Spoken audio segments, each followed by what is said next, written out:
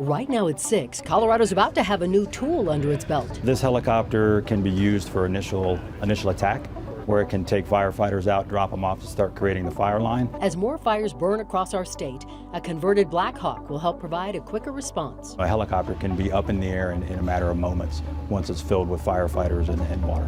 A citizen's arrest of an alleged bike thief caught on camera. He's usually pretty quick. He usually goes and carries bolt cutters, cuts the lock, and he's on a bike and he's gone quickly. And this one has a long track record of getting away with it. We want to make sure this person's held responsible for his actions. Plus, COVID is rearing its ugly head again, and Front Range counties are ready to take action. Well, we are ending the week under the same conditions we spent most of the week. Fire danger is high across the entire Front Range, and there is not much relief in sight. The state resources have been focused on two fires burning in southern Colorado. One is a Hyde Park fire, that's in Teller County. That's forced more than 100 people out of their homes. The other is the Alturas fire, burning near Colorado Springs Airport. Now, the good news on that one is 100% contained tonight, and evacuation orders have been lifted. Well, good evening, everybody. Thanks for joining us for Denver 7 News at 6. I'm Shannon Ogg. And I'm Ann Trujillo, and we've become accustomed to a year-round fire season here in Colorado, but even this is early to already be thinking about fires. So as we head into the hottest parts of the year, Colorado is preparing to welcome a new firefighting tool into its arsenal. Here is Denver 7's Brian Wang. This is a newly manufactured S70M from Sikorsky. And it's Colorado's first, arriving just this week. It's basically a Black Hawk. More specifically, this is a Firehawk. This is a helicopter that was purchased by the state of Colorado to turn it into a firefighting helicopter. But the $24 million product isn't anything like what fire officials currently put in the sky. You can see in the background the extensive amount of work that's undergone in these projects. It's equipped with a 1,000-gallon tank which can be filled under 60 seconds and can travel more than 170 miles per hour. At the same time, they'll also be able to transport up to 12 fire crew members out to the fire with their equipment, as well as being able to operate at night. Geared to fight fires longer and faster. Not only firefighting, but also being able to do search and rescue and emergency medical transportation. Acquiring the Firehawk has been a process. Lawmakers passing a bill last year to purchase one from United Rotorcraft. By December, its construction will be complete before the Firehawk is handed over to the Colorado Department of Public Safety for training. That month would mark the first anniversary of the Marshall Fire. With the Boulder Fire and things here recently, right? This helicopter could have been airborne and been an initial attack straight away, quickly. And in February, the Firehawk will be. Bayan Wang, Denver 7. Last year, Governor Polis signed two pieces of legislation to bring other kinds of wildfire fighting aircraft to our state. They include a state-contracted large air tanker and a state-contracted Type 1 helicopter. That is the largest wildfire fighting helicopter. And let's give you an update now on the status of that fire that's burning in Teller County. This is video Air Tracker 7 got yesterday evening of the Hyde Park fire.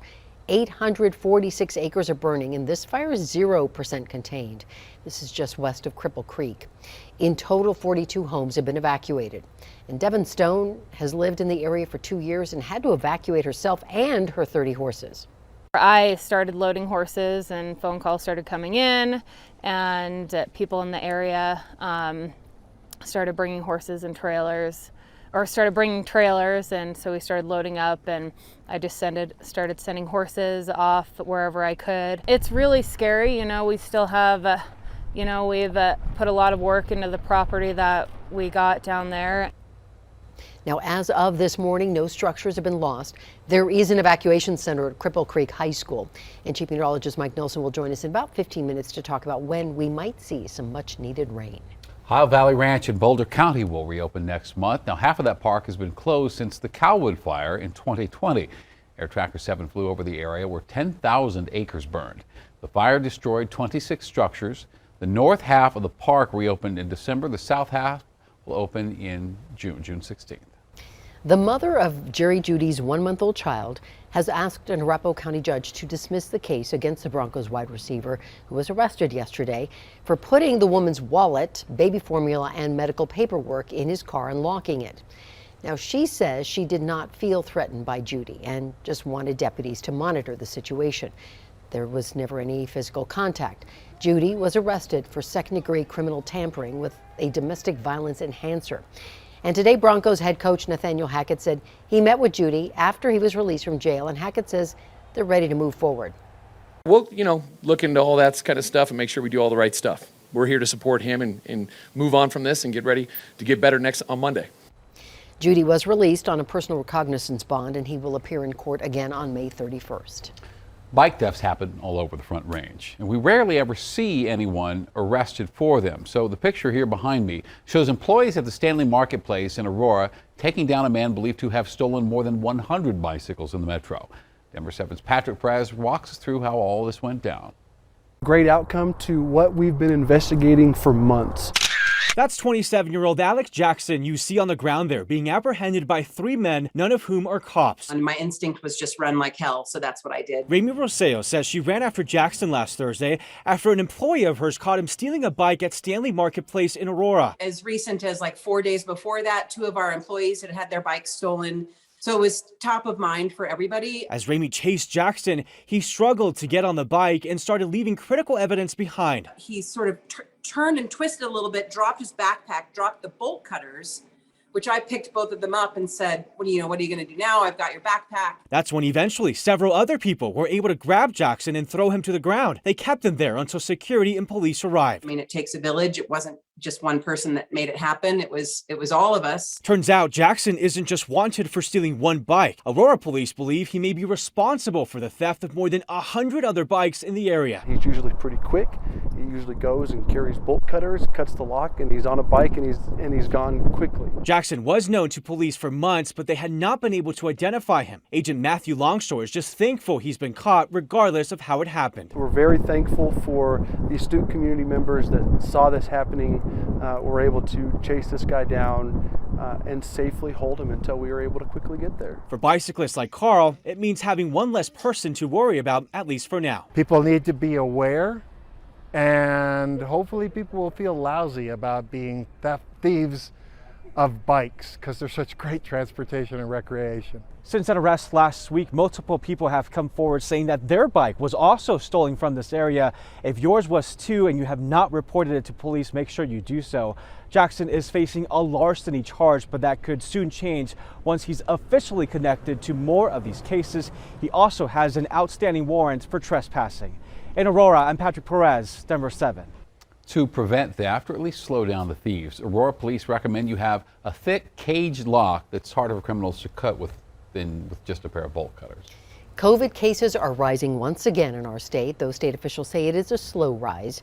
The State Department of Health says there is the potential for 500 people to be hospitalized with COVID by mid-next month, and this is due to a new Omicron subvariant.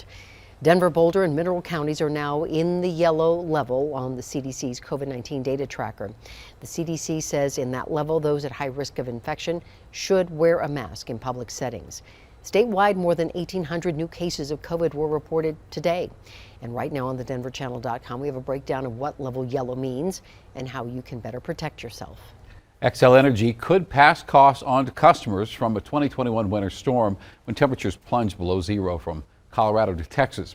An administrative law judge recommended earlier this week that Xcel Energy should be allowed to recover about $509 million accrued during that storm. Governor Polis slammed that decision today. He said this ruling acknowledges that Xcel did not properly prepare or warn Coloradans ahead of the storm. Yet, consumers, he says, are now literally forced to pay the price. The decision's not final yet. Xcel has proposed stretching out payments over 24 months for electricity and 30 months for natural gas.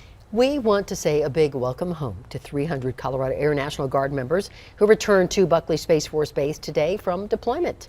The group deployed in January as part of the 378th Air Expeditionary Wing at Prince Sultan Air Base in Saudi Arabia. And this picture, sent out by the Colorado National Guard, shows the excitement shared during the welcome home ceremony.